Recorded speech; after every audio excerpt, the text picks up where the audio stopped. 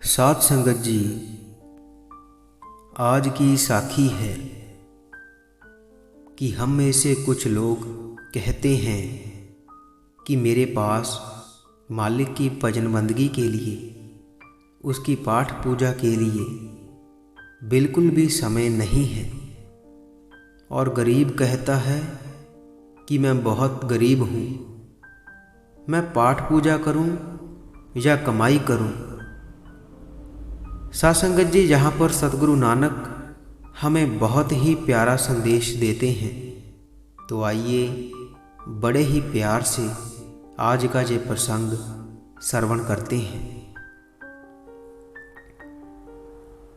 साध संगत जी, आज के समाज में दो तरह के लोग हैं। एक तो वह जिनके पास धन की कोई कमी नहीं है, बेअंत धन दौलत उनके पास है, और वह धन दौलत को कमाने में इतने व्यस्त हैं, अपने काम काजों में इतने व्यस्त हैं कि जब मालिक का कोई प्यारा उनसे मिलता है, उनसे बात करता है, तो वह कहते हैं कि हमारे पास बिल्कुल भी समय नहीं है, हमारे पास अपने लिए भी समय नहीं है, तो उसकी पाठ पूजा के लिए समय कहाँ से निकालें। और दूसरी ओर गरीब लोग हैं जो कहते हैं कि हम गरीब हैं, हम उसकी पाठ पूजा करें या फिर अपना घर चलाने के लिए कमाई करें। तो साध संगत जी, ऐसा ही एक प्रश्न भाई जंडा जी ने सतगुरु नानक से किया था कि हे गुरु जी, मैं बहुत ही गरीब व्यक्ति हूँ, घर में खाने पीने के लिए भी कभी कभी कुछ नहीं होता, भूखे रहना पड़ता है, काम भी कभी कभी मिलता है, इतनी गरीबी है कि बच्चों को अच्छे से पाल भी नहीं सकता। तो ऐसे में मैं प्रभु की भक्ति कैसे कर सकता हूँ, उसकी पाठ पूजा कैसे कर सकता हूँ। मेरे पास तो बिल्कुल भी समय नहीं है, मैं उसकी पाठ पूजा करूँ या फिर कमाई करके अपने घर को चलाऊं, क्योंकि शाम का खाना मुझे तभी नसीब होता है जब मैं सुबह सुबह घर से काम के लिए निकल पड़ता हूँ। तो ऐसे में मुझसे पाठ पूजा नहीं होता। तो उसकी ये बात सुनकर सतगुरु नानक ने उसे बड़े ही प्यार से समझाया था, और सतगुरु ने एक शब्द उच्चारण कर उसे उपदेश दिया था, और वह शब्द आज श्री गुरु ग्रंथ साहिब जी में अंग 900 में दर्ज है, जिसका अर्थ है कि जब बच्चा माँ के गर्भ में होता है तब माँ के स्तनों में दूध नहीं होता, लेकिन जैसे ही बच्चे का जन्म हो जाता है तो बच्चे के लिए दूध उपलब्ध हो जाता है, क्योंकि मालिक ने हर जीव के पालन पोषण का प्रबंध पहले से ही कर रखा है। इसलिए हे झंडा, तू चिंता मत कर। और अगर हम ये समझते हैं कि हम किसी पर निर्भर हैं या फिर कोई हम पर निर्भर है, तो हम डरने लगते हैं या फिर वह व्यक्ति डरने लगता है, और मोह माया उन जीवों को भगाए फिरती है। इस बात को हम ऐसे समझ सकते हैं कि जब कोई आदमी यह सोचने लगता है कि अगर मेरी मृत्यु हो गई तो मेरे पीछे मेरे परिवार का क्या होगा, मेरे बाल बच्चों का क्या होगा, इनका पालन पोषण कौन करेगा। और दूसरी ओर जो बच्चे ये मानते हैं कि अगर उनके पिता को कुछ हो गया तो उनका पालन पोषण कैसे होगा, लेकिन दोनों ही परिस्थितियों में वह ये नहीं जानते जो कुछ हो रहा है और जो कुछ होना है वह तो प्रभु की लीला है। तो यह सुनकर भाई झंडा बोले कि हे गुरु जी, जो कुछ भी आप मुझे बता रहे हो वह तो रहस्य की बातें हैं, ये बातें मुझ जैसा ज्ञानी कैसे समझ सकता है। इसके पश्चात सतगुरु नानक ने फिर भाई झंडा को समझाने के लिए एक शब्द का उच्चारण किया था, जिसका अर्थ है कि हे भाई, इस शरीर की आत्मा इस शरीर की मालिक है और इस शरीर में छिपी रहती है और देखने वाले को सिर्फ शरीर दिखाई देता है। परमात्मा जीव को पैदा कर कर अनेक करिश्मे करता रहता है, परंतु मोह माया जीव को पकड़े रहती है, उसे बगाए रखती है, अपने जाल में फंसाए रखती है और जीव मोह माया के जाल में फंसा रहता है। और उसका ये हाल इसलिए होता है क्योंकि वह परमात्मा का नाम नहीं जपता और मोह माया से चिपका रहता है।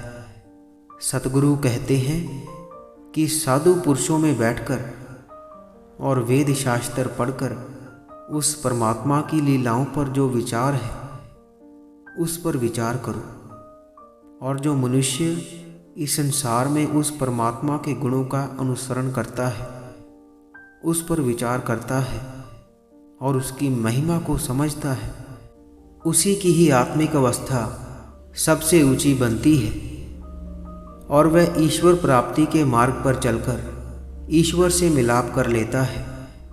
तो यह सुनकर भाई झंडा गुरु जी के चरणों पर गिर गए थे। तो साध संगत जी, इस साखी से हमें भी यही संदेश मिलता है कि हमें ऐसा कभी भी नहीं सोचना चाहिए कि मेरे बाद मेरे परिवार वालों का, मेरे बाल बच्चों का क्या होगा, क्योंकि सब कुछ उसके हुक्म से चल रहा है, उसके हुक्म के अंदर है। सतगुरु नानक ने अपनी वाणी में फरमाया है, हुक्म है अंदर सबको, बाहर हुक्म ना कोई, जिसका अर्थ है कि सब कुछ उसके हुक्म के अंदर है और जो कुछ भी इस संसार में व्यापता है या फिर होता है उसके हुक्म से होता है, उसके हुक्म से कुछ भी बाहर नहीं है। इसलिए हमें यह सभी चिंताएं छोड़कर उसके चरणों में ध्यान लगाना चाहिए, उसकी बंदगी के लिए समय निकालना चाहिए। साध संगत जी, सतगुरु नानक ने अपनी पूरी वाणी में केवल एक ही चीज पर जोर दिया है, वह नाम शब्द की कमाई है, नाम की कमाई है। सतगुरु ने नाम की चर्चा अपनी वाणी में बहुत बार की है। सतगुरु बार बार हमें यह समझाने की कोशिश करते हैं कि भाई जो मर्जी कर लो, लेकिन अगर नाम की कमाई नहीं की, शब्द की कमाई नहीं की, तो यहाँ से छुटकारा नहीं होना। बार बार इस संसार में जन्म लेना पड़ेगा और 84 के इस जेल खाने में आना पड़ेगा, यमदूतों के हाथ खराब होना पड़ेगा। इसलिए इस कीमती जामे को अभी से संभाल लें, इसकी कीमत जाने, यह बहुत अनमोल है। इसको ईश्वर प्राप्ति के मार्ग पर लगा दें, तभी जाकर यह मनुष्य जन्म सफल होगा, नहीं तो यहाँ पर भटकना लगी रहेगी। साध संगत जी, सतगुरु नानक ने अनेक लीलाएं रचकर हमें यह संदेश दिया है कि भाई अगर हमारा जन्म इस संसार में हो गया है तो अपने इस जामे को अच्छे कार्यों में लगाओ, दूसरों की मदद करो, उनका सुख दुख बांटो, स्वार्थी मत बनो। साध संगत जी, सतगुरु नानक के बचपन का एक किस्सा है कि जब सतगुरु के पिता मेहता कालू जी ने सतगुरु को 20 रुपए दिए और कहा कि कुछ ऐसा सामान दूसरे नगर से लेकर आओ जो जहाँ पर महंगा हो, ताकि उसको यहाँ पर बेचकर कुछ कमाई की जा सके। और जब सतगुरु नानक ने वह 20 रुपये ले लिए और अपने एक साथी के साथ अपने पिताजी के कहे अनुसार चल पड़े, तो सतगुरु नानक को रास्ते में कुछ साधु मिल गए जो कि भूखे थे। साध संगत जी, जो मालिक का प्यारा होता है, जो उसका रूप होता है, उसके अंदर किसी तरह का स्वार्थ नहीं होता। वह तो इस संसार का भला करने आया होता है, वह अपनी नहीं दूसरों की परवाह करता है। तो ऐसे ही सतगुरु ने देखा कि वे भूखे हैं, तो सतगुरु ने जो उनके पिताजी द्वारा दिए हुए 20 रुपये थे, उनका भोजन उन महापुरुषों को करवा दिया। सतगुरु के एक मित्र ने उनको ऐसा करने से रोका भी, लेकिन सतगुरु ने कोई बात नहीं सुनी और सतगुरु ने उनको बड़े ही प्रेम प्यार से भोजन करवाया और घर आ गए। और जब घर आ गए तो उनके पिताजी ने उनसे हिसाब मांगा कि मैंने जो तुम्हें 20 रुपये दिए थे उसका क्या किया, कोई सौदा हुआ या फिर नहीं। तो सतगुरु ने कहा कि सच्चा सौदा हुआ है। मैंने उन पैसों का भोजन कुछ साधु महापुरुषों को करवा दिया। तो यह सुनकर सतगुरु के पिता बहुत क्रोधित हुए थे, लेकिन उस समय सतगुरु नानक की बहन बेबे नानकी जी ने सतगुरु की तरफदारी करते हुए उन्हें पिताजी की डांट से बचा लिया था। साध संगत जी, संत महात्मा तो दानी होते हैं। वह इस संसार में धन दौलत या पदार्थ को इकट्ठा नहीं करते और ना ही उनकी इनको इकट्ठा करने में कोई रुचि होती है। इसलिए उनके पास जो भी होता है वह सब बांट देते हैं, कुछ भी अपने पास नहीं रखते।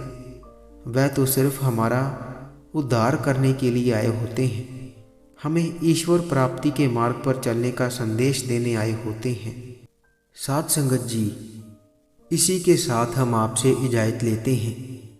कल मिलेंगे ऐसी ही एक रूहानी साखी के साथ।